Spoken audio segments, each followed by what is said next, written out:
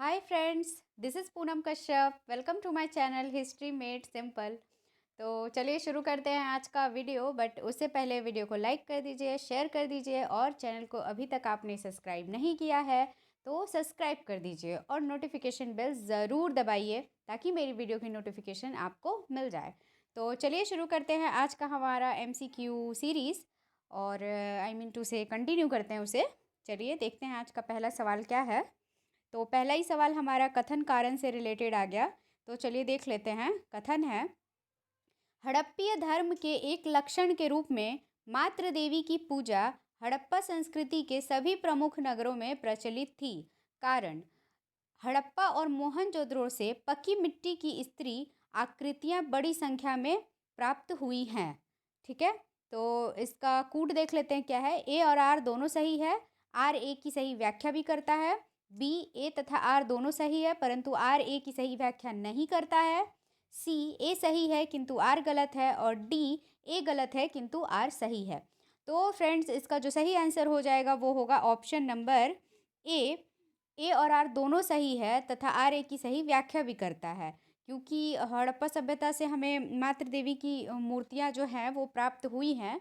तो इससे ये पता चलता है कि वहाँ पे पूजा पाठ ये सारी चीज़ें होती थी। धार्मिक कर्म कांड तो दोनों एक दूसरे से रिलेट कर रहे हैं, तो इसलिए ये सही हो जाएगा। चलिए नेक्स्ट देख लेते हैं। खेतों की सिंचाई के लिए सिंधुवासी सामान्यतः किस प्रकार की व्यवस्था करते थे? ऑप्शन नंबर ए, गड्ढों में जल संचित किया जाता था। बी, पक्की नहरों का निर्माण किया जाता था। सी, खेतों में कुएं खुदवाए जाते थे। और डी, शहरों की नालियां खेतों में बहाई जाती थी। तो फ्रेंड्स, इसका सही आंसर हो जाएगा ऑप्शन नंबर ए, गड्ढों में जल संचित किया जाता था। चलिए नेक्स्ट देख लेते हैं। निम्नलिखित में किस अनाज की खेती सिंधु घाटी में कम होती थी? ऑप्शन नंबर ए, धान। बी, गेहूं। सी, जौ। और डी, कपास। तो फ्रेंड्स, हम लोगों को पता है कि सिंधु घाटी सभ्यता में जो है वो गेहूं, जौ, कपास इनकी खेती होती थी। और दो तीन प्रकार के गेहूं और जौ उगाए जाते थे। बट जो धान है उसकी खेती का जिक्र कहीं नहीं मिलता है, ज़्यादा नहीं मिलता है। तो इसलिए सही आंसर जो है वो ऑप्शन नंबर ए हो जाएगा। चलिए नेक्स्ट। सिंधु वासियों के वस्त्र एवं आभूषण के विषय में कौन से कथन असत्य हैं, पूछ रहा है यहाँ पे। चलिए देख लेते हैं। एक, सभी वर्ग के पुरुष व स्त्रियां विविध प्रकार के आभूषण धारण करते थे। उनमें हार, अंगूठी, हाथों की चूड़ियां इत्यादि प्रमुख हैं। नाक की नथ, कानों की बालियां, पैरों के आभूषण केवल स्त्रियां पहनती थी। दूसरा, सामान्य रूप से पुरुष प्रायः दो वस्त्र तथा स्त्रियां एक वस्त्र धारण करती थीं। तीसरा, वस्त्र पर कढ़ाई, छपाई तथा रंगाई भी होती थी। चौथा, आभूषण सोने, चांदी, तांबा, हड्डियों व अन्य बहुमूल्य धातुओं के बने होते थे। तो फ्रेंड्स, इसमें जो पहला और तीसरा चौथा है वो बिल्कुल सही है, लेकिन ये जो दूसरा है वो गलत है। सामान्य रूप से पुरुष प्रायः दो वस्त्र तथा स्त्रियां एक वस्त्र धारण करती थी, ये वाला जो कथन है वो गलत है। तो इस हिसाब से हमारा ऑप्शन नंबर बी जो होगा वो सही हो जाएगा। चलिए, ये थोड़ा गलत है क्वेश्चन, तो इसलिए मैं इसको पार कर दे रही हूँ। नेक्स्ट देखते हैं। निम्नलिखित में से किस वस्तु का निर्यात मेलुहा से होता था जिसकी हड़प्पा संस्कृति के क्षेत्र के रूप में पहचान की जाती है? एक, काली लकड़ी। दो, हाथी दांत। तीन, सोना। और चार, सीसा। तो फ्रेंड्स, इसका सही आंसर हो जाएगा हमारा ऑप्शन नंबर ए, एक, दो, तीन। काली लकड़ी, हाथी दांत, सोना। सीसा इसमें नहीं आता है, तो सही आंसर इसका ये हो जाएगा। चलिए नेक्स्ट देखते हैं।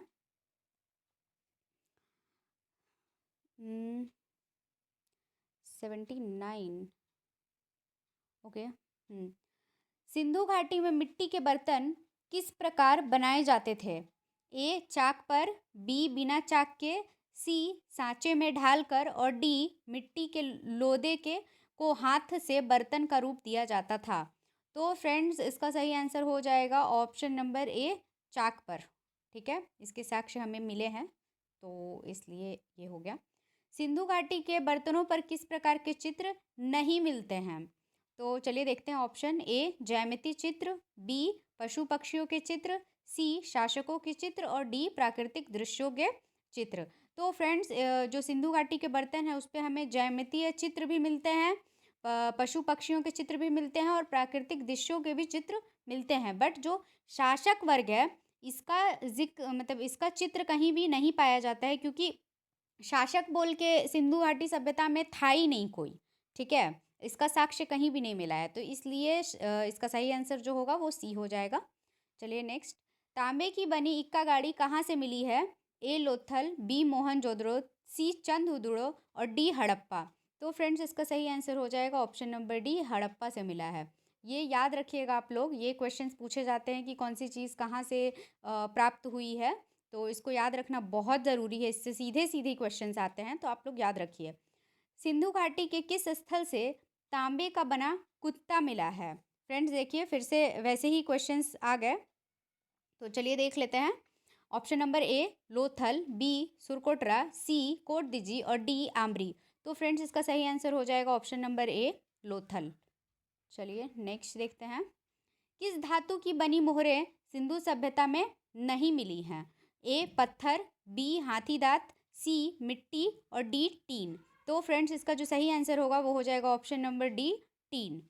नेक्स्ट देखते हैं, सिंधु वासियों को चांदी कहाँ से मिलती थी? ए अफगानिस्तान, बी दक्षिण भारत, सी बलूचिस्तान और डी राजस्थान। तो फ्रेंड्स इसका सही आंसर हो जाएगा ऑप्शन नंबर ए अफगानिस्तान। इसके बारे में मैंने कंसेप्ट वीडियो में बात की हुई है, तो आप लोगों ने वो नहीं देखा है तो जाके जल्दी से देख लीजिए। किस देश के साथ सिंधु सभ्यता का व्यापारिक संपर्क नहीं था? तो option number A Afghanistan, B Iran, C चीन और डी मेसोपोटामिया। तो फ्रेंड्स ये बहुत ही इजी क्वेश्चन है। जो अफगानिस्तान है वहाँ से था व्यापारिक संबंध, ईरान से भी था, मेसोपोटामिया से भी था, तो जो सही आंसर है वो हो जाएगा इसका चीन। मैं इसको मिटा देती हूँ। चलिए, तो ये जो है इसका सही आंसर चीन हो जाएगा। चलिए नेक्स्ट देखते हैं, किस स्थान से प्राप्त अभिलेखों में मेलुहा का उल्लेख किया गया है? ए सुमेर, बी बेबीलोन, सी असीरिया और डी सूसा। तो फ्रेंड्स इसका सही आंसर हो जाएगा ऑप्शन नंबर ए सुमेर। नेक्स्ट देखते हैं, सही कथन की पहचान करें। ए सिंधु घाटी सभ्यता में सुमेर के समान मंदिर थे, बी सिंधु घाटी सभ्यता में सुमेर के समान मंदिर नहीं थे, सी सिंधु घाटी सभ्यता में सुमेर से मिलते जुलते कुछ मंदिर थे, डी सिंधु घाटी सभ्यता में शिव के मंदिर थे। तो फ्रेंड्स इसका सही आंसर हो जाएगा ऑप्शन नंबर बी, सिंधु घाटी सभ्यता में सुमेर के समान मंदिर नहीं थे। चलिए नेक्स्ट देखते हैं हम लोग, कथन कारण वाला आ गया, पढ़ती हूँ मैं। सिंधु घाटी की सभ्यता को पुरातत्व वेदाताओं ने हड़प्पा संस्कृति के नाम से इंगित किया है। कारण है, उत्खनन कार्य में केवल हड़प्पा में ही सिंधु घाटी सभ्यता के अवशेष प्राप्त हुए हैं। तो फ्रेंड्स इसका जो कूट है वो देख लेते हैं, मैं आप लोगों को डायरेक्ट आंसर ही बता देती हूँ। ठीक है, इसका जो ऑप्शन नंबर बी है वो सही हो जाएगा। ए और आर दोनों सही है, परंतु आर ए की सही व्याख्या नहीं करता है। तो चलिए नेक्स्ट देख लेते हैं। नेक्स्ट है, निम्नलिखित में से कौन सा कथन सत्य है? एक, सिंधु वासियों को दशमलव पद्धति का ज्ञान था। दो, सिंधु वासियों के सामूहिक व्यापार के प्रमाण मिलते हैं। तीन, सिंधुवासी विविध माप के बाटों का प्रयोग करते थे। और चार, सिंधुवासियों के बाट 18 के अनुपात में थे। तो फ्रेंड्स ऊपर के तीनों सही है, बट चौथा जो है वो गलत है, तो इसलिए हमारा ऑप्शन नंबर ए जो है वो सही हो जाएगा। और सिंधुवासियों के बाट का जो अनुपात था वो 18 नहीं था, वो 16 था। तो आप लोग इसे याद रखिएगा, ये क्वेश्चंस पूछा जाता है एग्ज़ाम में। तो चलिए देखते हैं नेक्स्ट, निम्नलिखित में से कौन से कथन सत्य है? एक, स्टुअर्ट पिगाट के अनुसार सिंधु प्रदेश के शासन पर पुरोहित वर्ग का अधिकार था। दूसरा, हंटर के अनुसार मोहनजोदड़ो का शासन राजतंत्रात्मक ना होकर जनतंत्रात्मक था। तीसरा, मैके के अनुसार मोहनजोदड़ो का शासन एक प्रतिनिधि शासन के हाथ में था। चौथा, हीलर के अनुसार सिंधु क्षेत्र की शासन व्यवस्था मध्यम वर्गीय जनतांत्रिक थी। तो फ्रेंड्स इसका जो सही आंसर हो जाएगा, कूट देख लेते हैं। एक का एक और दो, बी का दो तीन और चार, सी का एक दो तीन और डी का ये सभी। तो फ्रेंड्स इसका जो सही आंसर हो जाएगा वो होगा ऑप्शन नंबर डी, ये सभी। तो फ्रेंड्स आज की वीडियो में बस इतना ही। Thank you so much video को पूरा देखने के लिए। Please do subscribe the channel. Video को लाइक कीजिए, ज़्यादा से ज़्यादा शेयर कीजिए और कमेंट भी कीजिए। तो चलिए मिलते हैं हमारे नेक्स्ट वीडियो में। Till then tata, bye bye, take care.